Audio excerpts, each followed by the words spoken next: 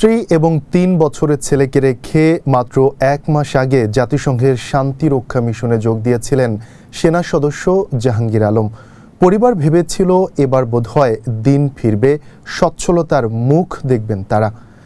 এক বুক স্বপ্ন নিয়ে আফ্রিকার দেশ সুদানে মিশনে গিয়েছিলেন সেনা সদস্য জাহাঙ্গীর আলম, কিন্তু সন্ত্রাসী হামলায় প্রাণ হারালেন তিনি। তার এমন আকস্মিক মৃত্যুর খবরে ভেঙে পড়েছেন পরিবারের সদস্যরা।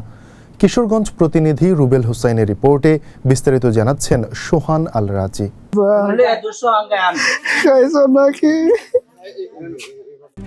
RICL TMX, যুগের পর যুগ স্থাপনা থাকে মজবুত।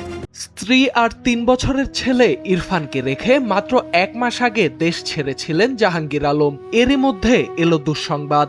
বাবার মৃত্যুর খবর শুনে বাড়ির উঠোন জুড়ে এখন শুধু কান্না আর হাহাকার। বাবার আদর কি তা বোঝার আগেই তাকে হারাতে হলো ছোট্ট ইরফানের। সুদানে সন্ত্রাসী হামলায় নিহত সেনা সদস্য জাহাঙ্গীর আলমের বাড়ি কিশোরগঞ্জের পাকুন্দিয়া উপজেলার জাঙ্গালিয়া ইউনিয়নের তারাকান্দি গ্রামে। তিনি ওই গ্রামের হযরত আলীর মেঝ সন্তান। জাহাঙ্গীর আলম বাংলাদেশ সেনাবাহিনীর মেস ওয়েটার পদে কর্মরত ছিলেন। ২০১৪ সালের অক্টোবরে সেনাবাহিনীতে সৈনিক পদে যোগ দেন জাহাঙ্গীর আলম। শান্তিরক্ষা মিশনে দায়িত্ব পালনের স্বপ্ন নিয়ে ১ মাস ৭ দিন আগে সুদানের আবেই শহরে যান তিনি। পরিবারের সদস্যরা জানান, সন্তানের ভবিষ্যৎ চিন্তা করে জীবনের ঝুঁকি নিয়ে বিদেশের মাটিতে দায়িত্ব পালন করছিলেন তিনি। জাহাঙ্গীর আলমের মৃত্যুর খবরে বারবার মূর্ছা যাচ্ছিলেন স্ত্রী রুবাইয়া আক্তার, শোকে পাথর মা পরি বেগম। প্রতিবেশীরা বলছেন, শান্ত স্বভাবের এই মানুষটি জীবন দিলেন বিশ্ব শান্তি প্রতিষ্ঠায়। ছেলে তো আমারে চালাইছে, টিয়া পয়সা দিছে, ডাকছে, খুব সুন্দর ডাকছে। আব্বা খাইছো নাকি?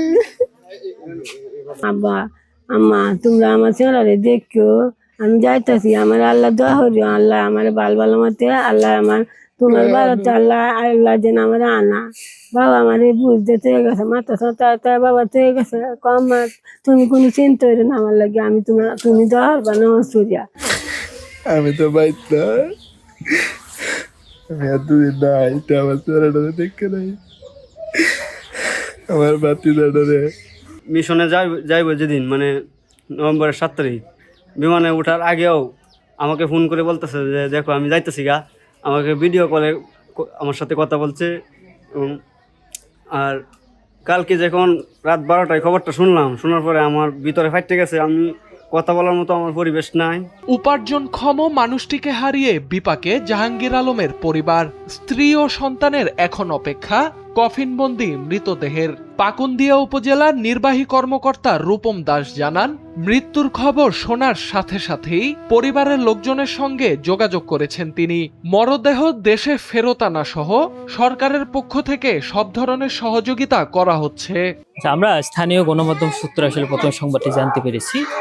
সরকার পক্ষ উপজেলা প্রশাসন এই পরিবারের সাথে আছে।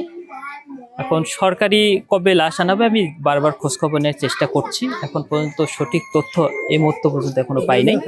আপনাদের সহযোগিতা কাম্য, যে কোনো তথ্য পেলে আমাকে জানাবেন। জানা যায় 3 ভাইয়ের মধ্যে জাহাঙ্গীর আলম ছিলেন মেঝো।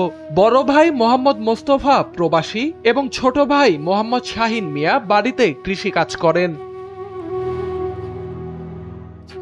সোহান আল রাজি, NPB।